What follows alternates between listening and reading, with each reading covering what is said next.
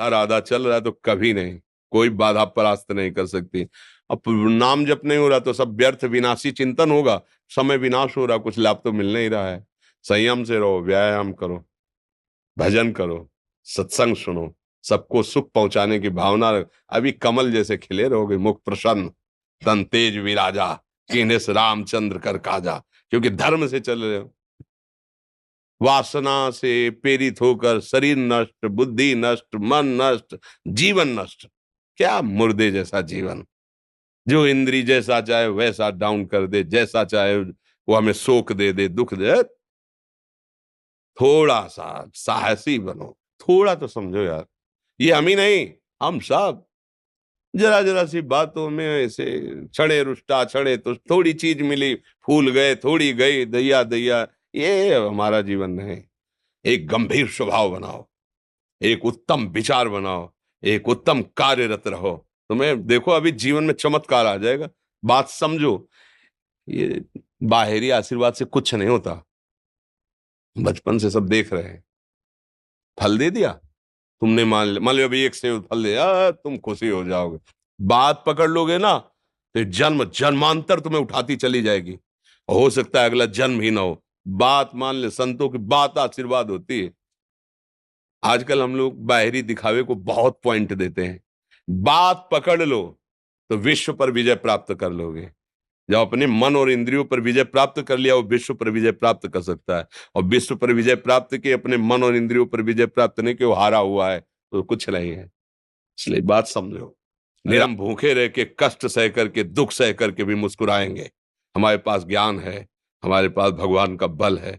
ऐसे ऐसे हम सोच में बहते चले जाओ, उसको ब्रेक लगाओ, तुम्हारे अधीन है वो, तुम उसके अधीन नहीं हो। जागो, अभी सो रहे हो, जागो, उसको अधीन करो।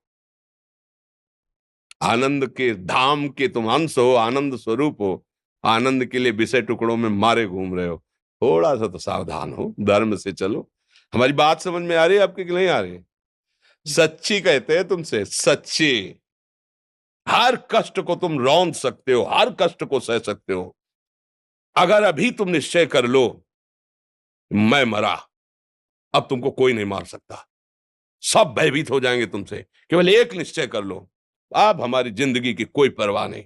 अभी अभी तुम्हारा वो भयंकर रूप आ जाएगा कि जिस गली से निकलोगे लोग अंदर घुस जाएंगे। क्यों? आपने निर्भयता स्वीकार कर ली।